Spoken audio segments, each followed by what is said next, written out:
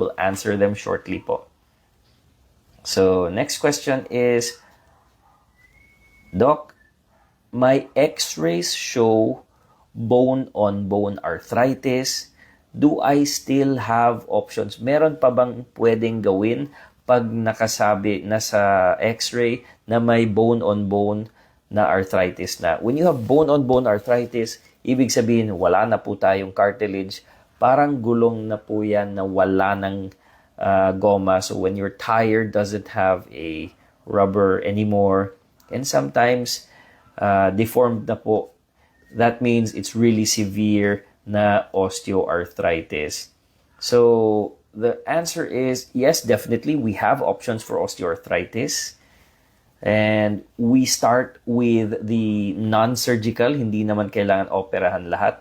What actually works for knee pain? Definitely we do have pain relievers, yung tinatawag na NSAIDs or non-steroidal anti-inflammatories. We have also acetaminophen, yung tinatawag sa labas, pero dito paracetamol yung tawag. Injections are another thing that we can give that can lessen the pain. For longer po yan na pain relief. We call them steroid or cortisones are options. Mayroon din tayong mga topical, no? Mga gels na pinapahid and also mga patches na pwedeng ilagay sa tuhod. Those can actually help. And there are braces that you can, I personally do a proper examination of the ligaments. Pag may instability and pain sa ligaments, pwedeng lagyan ng brace po. So, those are things that work. So again, x-ray was showing bone-on-bone. Yung, ano po yung options, Doc? We have pain relievers, NSAIDs, non-steroidal anti-inflammatory medications. We can give injections, which can give longer pain relief. Maraming klaseng injections.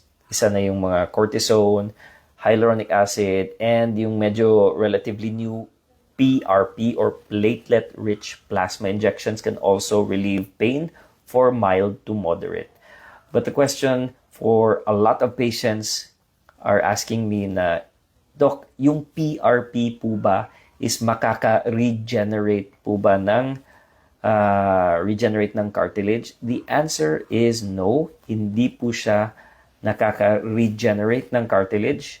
But it can help with the pain and it can give longer lasting pain relief for a lot of patients.